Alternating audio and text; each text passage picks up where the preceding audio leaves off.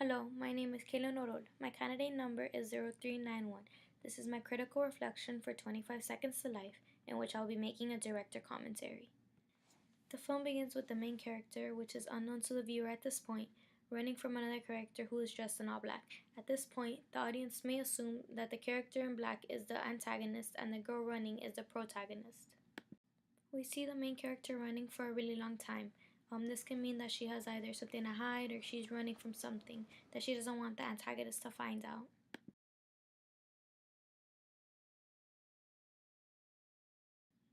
Then the scene changes completely from being outdoors to being indoors with another character. The main character is napping while her friend is using her phone and listening to music.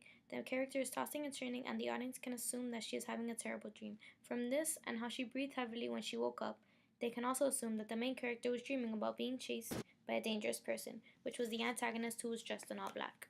Now they're searching for the so-called it that they need to hide from this antagonist. They're shuffling through the bookshelves looking for whatever it is. Here we see the mess they're making by throwing all the books on the floor trying to find it.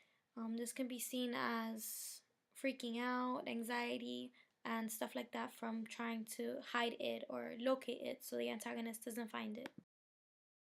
They had just finished calling another character to try to help them find it. One of the characters is freaking out. She's pacing, waiting for this other character to get there so you can finally find it and hide it or get rid of it or do something so the antagonist doesn't find them. They're telling this third character that they're being followed, they're being watched. Everybody knows about the it and they don't know where it is. They forgot where they hid it. Something happened to it and they can't find it. They think that maybe the antagonist already found it.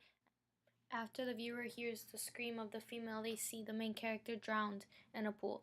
Obviously, she was killed, but by now it's too late. Everything happened. The antagonist found it. They found it.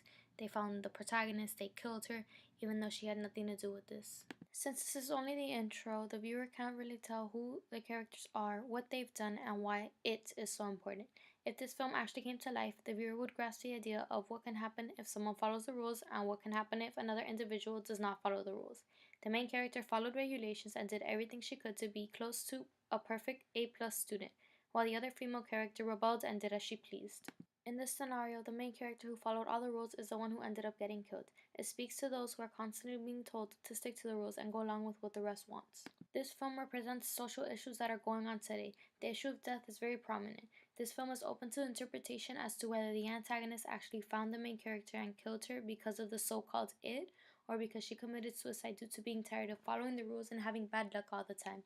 The rest of the film would have explained the reasoning behind the it and why it was so important to these characters.